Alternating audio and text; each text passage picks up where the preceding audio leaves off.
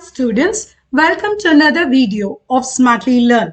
In this video, let's find the solution for exercise 11.1 question 1.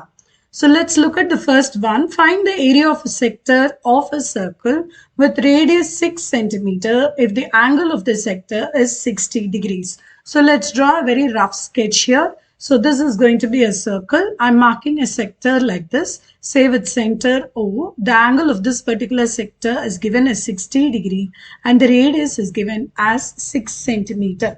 Now we know the formula for a sector. So area of sector is going to be equal to theta by 360 into pi r square. So this is the formula for the question. So here theta is given to be 60. So 60 divided by 360 into pi, I'm putting that as 22 by 7. R is 6 into 6. So this will be 1 times 6 times. One of the 6 I can strike out. So on simplification, it is 22 into 6 by 7, which is 132 by 7 centimeters square.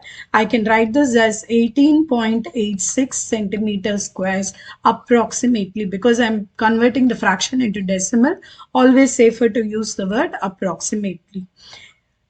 In the next video, we will see the solution to the second question in this exercise. See you in the next video. Bye.